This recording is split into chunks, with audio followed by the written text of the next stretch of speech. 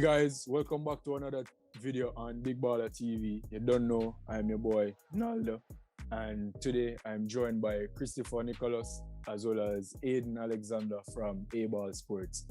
And today we'll be discussing, or we'll be giving you our immediate reactions as well as our little 2 cents on the 2021 UEFA Champions League final between Manchester City and Chelsea Football Club. And by now you guys should know who won, but if in case you're living under a rock, Chelsea Football Club has once again won the UEFA Champions League after subsequently defeating Manchester City by a single goal to nil, courtesy of Kai Havertz in the 44th minute of the first half. And of course, you guys should know by now, big Chelsea supporter. Big Chelsea supporter. My first question to you guys. Just first of all, before we start to go into anything too specific, what you think of the match? How was the match for you personally? Aidan, go to you first. The match on a whole, I think it was clear what City was missing. I think that the entire season, all the great performances them play and everything that them put together throughout the entire season, all the success them have all season, they had a center defensive mid, a CDM, either Rodri or Fernandinho, and Raheem Sterling was not on the pitch. And he did Hold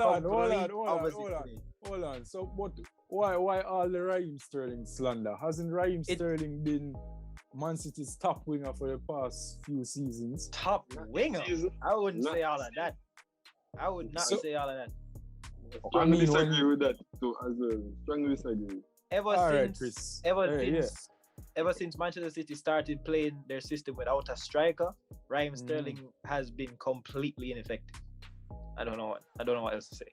All right, before you give them nothing else in, Chris, I know you're taking the match yesterday. We did go back and forth when we had texts and things. So, how was the match for you as a neutral fan? Honestly, one of the best Champions League finals in a long while. Certainly better than Liverpool and Tottenham. Not true. That's not even the ballpark, to be honest. Like, honestly, it was a really end-to-end match because Chelsea did really have pressure Man City in the first half, especially, and nobody never really expect that. Like, coming into the match, I think it's fair to say that everyone was expecting Man City to have most of the possession, pressure in Chelsea see what them can do on the break, right? Mm-hmm. But in the match now, in the first half, like, you can count on your hand one time you really see Man City try to really go forward, and majority of the time Chelsea had dispossessed them, and N'Golo Kante, a push Werner with PS behind John Stones in the first half, looked like he did not play for Chelsea too. Like, it really is surprising. Really surprising to see how the match actually played out. As we all expected, City were dominating possession. You get what I say, but it was a good outing. I mean, for the entire match, City had 60% possession of the ball. City took 7 shots. However, 1 was on target, while Chelsea had 8 shots, while 2 were on target. I think it is safe to say that we all expected no Aguero, no Jesus up top, right? Mm-hmm. That's fair, yeah. But the shocker, as Aidan said, no Rodri, no Fernandinho. So Aidan, what do you think Pep did that thing? Why did he take such an attacking approach despite no striker starting on the field? Well, I guess if you look at the 2 previous times he has played Tuchel this season, played him once with 1 CDM, lost. Played him a second time with 2 CDMs, lost. So I guess the third time, just try none. No, man, this time you should have get 3, man. 3, get 1 and 2. Third time, you tried none and he lost again. Genuinely believe, like, part of the problem with him not playing the CDM, it forced Gundogan to play further back. And Gundogan is a lot more effective when he gets to go forward, gets to make things happen. him alongside Kevin De Bruyne on that whatever side, more pushes up to the left side of the box. Give Kevin De Bruyne another option to pass to play out of space with. And when you have Raheem Sterling on the pitch, it just becomes a liability. I'm very honest. Jesus. No man, hate Raheem Sterling. No, I'm not. Okay, I will not sit here and say that since Raheem Sterling has been in a Manchester City shirt, he's just been off. But that's not true. Right? I just feel like this season in particular, the first season he's played there without, a real striker in the system, he's just ineffective in football IQ. Is not to the standard. Is it because he lost the Nike sponsorship? Is it because he's no longer a Nike athlete and now with Nike boots? He has the New Balance sponsorship now, right? The New Balance. Yeah, correct. But I don't know what that has to do with anything, but his football IQ is just non-existent. Clearly, it's just terrible. Wow. Lord God, more Sterling now watch a video. I'm good now go. Boy, anyway. I mean, Raheem Sterling, if you watch this, you're Jamaican, so we have that in common, but I can't lie. Yeah. Alright. What you want to say about the whole Chelsea securing another Champions League? Honestly, Thomas Tuchel, not for really even props, because when him take over, like when I think one person on the earth did think that Chelsea would have finished top 4 and win the Champions League, it shows that, like, I think an area that's not been discussed is the two coaches. I wouldn't say Tuchel is the most offensive-minded coach, because since him come to Chelsea, like, their staple has been, like, they're very solid defensively. If you look at the two coaches, Guardiola, like, if you really look at his history, since he's been at Man City at least, he has almost forgot about the defensive part of football. But it came to play in the finals as well. But throughout this season, we have seen where City kind of get more solid down at the back, Remember saying prior season, City give man 5 love, 4 love every week. But them are concede one goal here, a one goal here, 2 goal there, So this season with the integration of Ruben Dias in the side with them pay. How much them pay? About 60 million for? I think so. He has certainly came in and shore up the back line for them a little. But I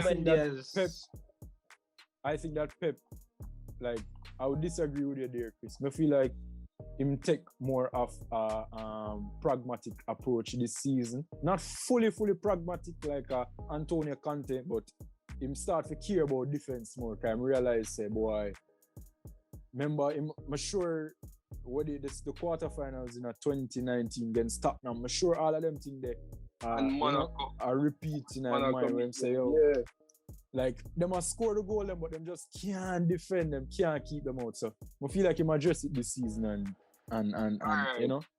All right, here we are. But all right, just look at it now, right?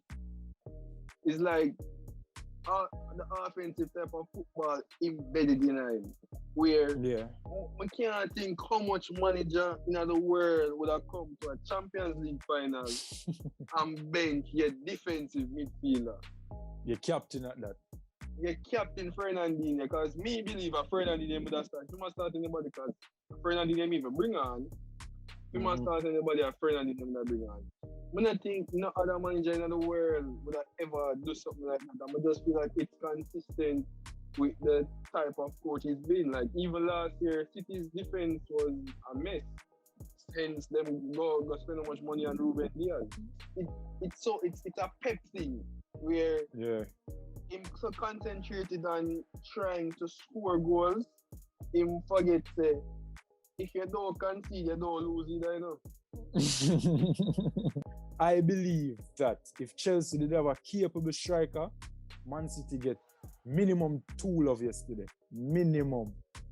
Yeah, I was going to ask you. It could have been 2 or 3. You think Chelsea have a striker problem, or you think they just have a finishing problem on a whole? Because the finishing issue seems to come from all over. That's true. I agree. That's Aidan. true. I agree. That's true. But what my where I'm coming from is that I think that if we had a striker, he would be the one getting those chances in those critical areas. You see the same areas them where Werner miss one-on-one with the keeper and them thing there. And when Kai Havertz sky the ball with you against Arsenal over the top crossbar, I believe that if we did have a capable striker, a competent striker, all those chances would have get at least 60% of those chances would have resulted in goals. But honestly though, with Chelsea, how many strikers do you want? What a good one, brother. What a Chelsea, good one. We are cursed. Chelsea have a striker curse, yeah. Ever since Diego Costa left, you have a striker curse. No, ever since Drogba left. Diego Costa was a small glimmer of hope, but unfortunately that didn't last for long. Ever since Drogba left, we have not found a suitable replacement. Yeah, and that lead me to believe like they can't keep on blame the players. Like, why strikers alone? No, because why are strikers alone? Why every single striker you bring in at the club, them just not flourish? So you think it's just a... That's why I'm saying Chelsea curse, bro. Probably it's a Chelsea curse. Maybe like the position, the coach position. Like, you know, you have a striker coach, goalkeeper coach. But something off in that position though. Something off. That's one area we need to address. And personally, I am looking forward to the future with Thomas Tuchel. I believe, like, if him start to get some of him signings, like players who him actually want and players who him sign and fit him system, I feel like the future bright, honestly. And in regards to Manchester City, though, I feel like Pep Guardiola is a victim of his own brain. I feel like he just have, you know, like how some people like you have geniuses throughout history. People say, oh, they're a victim of their own genius or whatever. I feel like Pep Guardiola is such a great footballing mind that sometimes it just work against him. Like him try. I guess the idea with Raheem Sterling yesterday was, can probably take advantage of our aging Azpilicueta, but Reece James had him on clamps. Reece James, yeah man, banana. Reece James just had him on clamps. He couldn't beat it. Even one time early in the first half, well, not early. Edison play a ball over the top. Reece James misjudge a fly to the ball. Raheem Sterling take it down, and still couldn't even manage to put it across the box or get a shot off or anything. That's just because Reece recovered the ball. On that chance, like, I think that's basically classic Sterling. A very poor first touch. That's the point. It was like his first touch wasn't even that bad. I just feel like he was IQ. The first touch, let me tell you why the first touch was bad. Because you see the way the ball had come, him take the ball, like, to how him touch the ball, him have a break stride. So the break when him break stride now, that allow the defender to get back round. Mm-hmm. If him first touch it better and him take it in a stride, he would have more time and could have prep. I'm not saying it's a sure goal because that's Sterling. So I'm not saying it's a sure goal, but there would be a higher probability of a goal scoring opportunity being created. It just came to nothing at all. So guys, as I mentioned earlier in the video, Thomas Tuchel has defeated Pep Guardiola 3 times on the track. So would you guys say that Thomas Tuchel have Pep number, like him a Pep's team? Him have it for now. For now, why? Because that is Pep. Him have to crack the code. I just stop Pep here. I'm gonna crack the code. What do you think, Aidan? Yeah, I definitely think that each hurdle that Pep Guardiola stumbled at, he does learns from it and pushes past it. Obviously, Monaco and Lyon get straight disappointment. All right. They've learned from that this season. You know, make it to the final. Which you could say overthink in practice again. Tuchel Inimed it rent free apparently. But I definitely think we'll go crack the code. I don't doubt Pep Guardiola anything that he do. So I'm definitely gonna crack the code. I agree. So, by the way, guys, I had predicted from the 5th of May that Chelsea would win the Champions League by 1-0. I predicted from way back them time. I firmly believe that Manchester City will never, ever win a UEFA Champions League. Remember I said it. Man City will never, let me say it again. Manchester City Football Club will never win a Champions League. And the reason why I say this, hold on. The reason why I say that is because these past 2 seasons have been their best chances. Last year, remember in the last year when football started back, them changed up the Champions League format, so it was 1 game knockout, the 1 match knockout. Right? They managed to beat Madrid.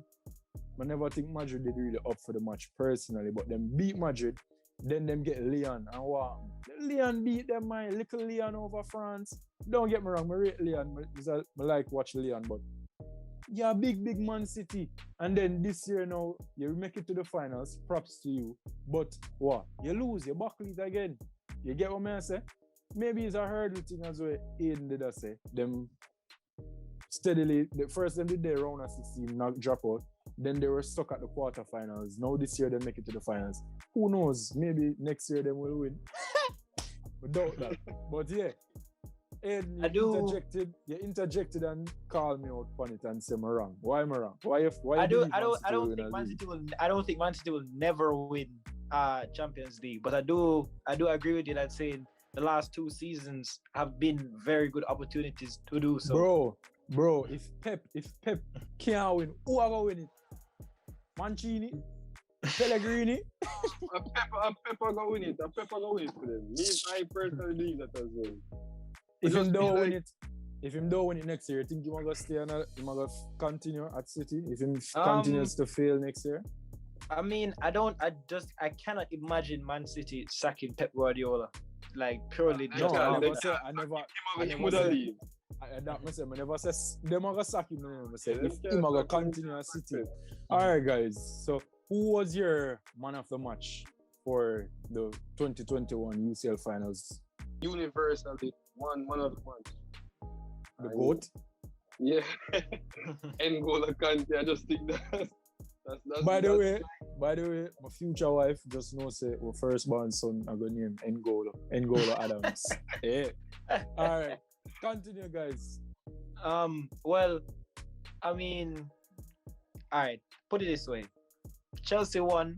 I think N'Golo Kante is the man of the match. If Man City had won, I feel like Kyle Walker is the man of the match. Because Kyle Walker was probably City's best player. So we all came to a mutual agreement that N'Golo, by the way, he was officially voted the man of the match for the finals, by the way. And trust me, it was fully deserved. Fully deserved. I don't think Chelsea would have performed as they did, of course, if he was absent. And bear in mind, guys, remember say he was a doubt for the finals because he picked up... Mendy. Him and Mendy were doubts for the finals because Kante picked up a minor little injury against, was it Leicester or Villa? It was Leicester in the Prem. He felt it was Leicester. Yeah, it was Leicester in the Prem and he came off in the first half. So kudos to N'Golo Kante. He's a serial winner. The only thing missing from his CV, from his trophy cabinet or his CV is the European Championships. And I be like France have a strong chance to win it. And let's hope that they do for his sake. I mean, I really love N'Golo Kante. He's definitely my favorite player on the current Chelsea team. Like, no doubt. So props to N'Golo Kante. Follow me on Instagram and Twitter at NALDO'S. Follow Big Balla TV on Instagram at Big Balla TV. You guys can shout out your socials if you wish. You can follow my sports page, A-Ball Sports, on Instagram. You can check out our website as well, aballsports.com. We post opinionated sports journalistic pieces. And if you're a writer that wants to get your work published on a platform, you can message me on A-Ball Sports or email me at aballsportsja@gmail.com. All right, free promo. Chris. On IG, Chris_Nick15. Bro, today I look for your IG. I'm gonna see that in my brother. Yeah. Stop telling people I'm like, bro. And then on the IG. I joke me, guys. But yeah, this has been our review of the 2021 UEFA Champions League finals. We'll be going a bit more in depth soon for you guys. But thank you once again for tuning in. Thank you for your continued support. Don't forget to like and subscribe and comment, share all of them good things there. Big up on yourself. Thanks for tuning in. And before I go, big up Chelsea Football Club again. One Chelsea, win, lose or draw.